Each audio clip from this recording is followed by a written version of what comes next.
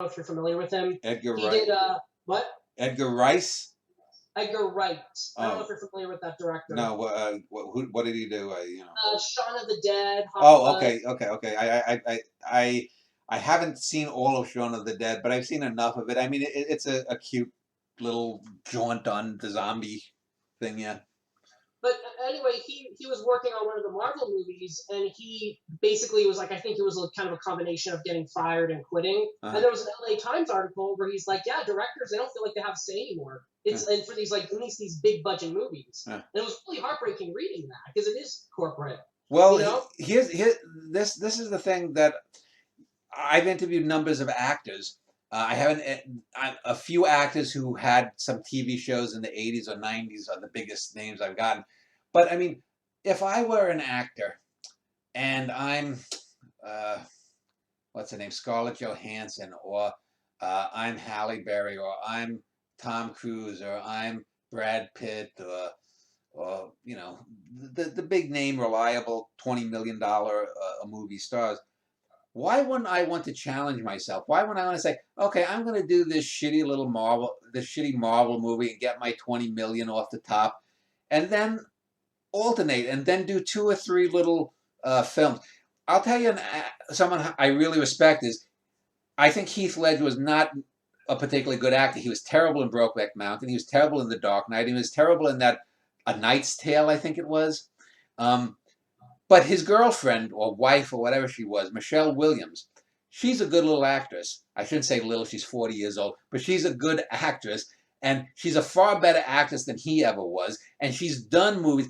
I saw her in a couple of movies by this female director a few months ago that my wife got me into. The name of the female director, I can't remember. One of the movies was set in Oregon. She's from Oregon and does a number of films in Oregon. And I was like, damn, that Michelle Williams, she's really a good actress. She's not the best actress I've ever seen or whatnot, but she doesn't get nearly the credit that Heath Ledger did, and her corpus and is so much better. Now, I don't think that's sexism. I think that's just plain old stupidity, you know. Yeah. But it just shows you most of pop culture, most criticism is worthless.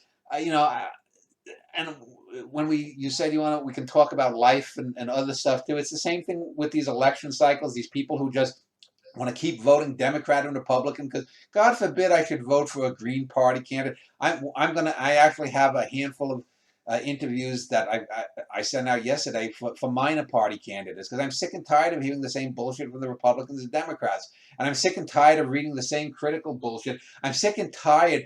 As much as I love Godzilla and I love the original King Kong versus Godzilla, but I'm not gonna watch this shit remake of King Kong versus Godzilla that's coming out. I mean, that's not Godzilla was never a realistic character. It wasn't meant to be realistic, even in the first film or whatnot. And now they want to do, I guess they call it the kaiju verse because we have the Marvel characters, and now you see online who would win Universes for like yeah this franchise. who would win in a fight, the Hulk or Godzilla? Could Thor's hammer kill Godzilla? What the fuck? Why don't you just zip down your pants, pull out your penis, and just jerk in public? Because there's no reason for these movies. There's absolutely no reason for this. Why don't we have the promotion of filmmakers like a young Antonioni? I'm sure that there are people who would want to move the art form of cinema forward. But again, it's money. Why do we get David Foster Wallace being published by stuff, and yet in the hundreds, if not a couple of thousand of things that my wife Jessica sent around for me and her, why isn't Jessica or Dan Schneider published? Why am I having to work backbreaking work with disrespectful little punks that don't know anything about anything? Why do I have to have people constantly sending me garbage that I have to spend? And I feel a certain amount of, there's always in mind, I wouldn't say it's a fear, but there's always a part of me that's like, I should open this email and read this person's stuff. It's probably adorable, but there's a 1 in 20,000 chance that it's a good solid poem or I can give a word of encouragement. I do it. my wife Jessica says, stop caring about things. Stop caring about these shit jobs that I work. Stop caring about other people. Care only for yourself. But that's just not how I'm wired. And I want to see people. There was a girl who was on my e-list many years ago who sent me a poem just a few days ago, and I said, "This is probably the best thing you've written." Now she's totally screwed up her own personal life. I won't get into the details, but she wrote an excellent poem, and I had to explain to her why it was good. This is what I talked about dart tossing. I said, then she sent a second one. I said, if you remove those first three stanzas and start the poem here, the first three stanzas were filled with cliches, but the third stanza starts on a very precarious note. I said, that's where the poem starts. I once had a guy who came to my Uptown Poetry Group in Minneapolis. He wrote a 5.5-page poem. I looked through the poem, and on the last page were the final 14 lines. I said, this is your sonnet. This is your poem. I said, why the fuck did you wait?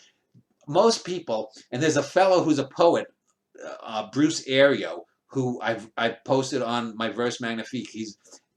He's someone who is the archetype of the artist who is totally clueless, because he has written probably 15 to maybe 20, 25 great little Ario 10-line poems, and then a lot of the other stuff is solid, okay, but he's written far more shit than he's ever written great stuff. But he doesn't have a clue what the difference between great and bad is, and most people don't. Even people who are intelligent, and that I have to explain to this young woman why her poem is good. It's just in some ways mind blowing. I mean, I've accepted that by now, but it's just an odd thing.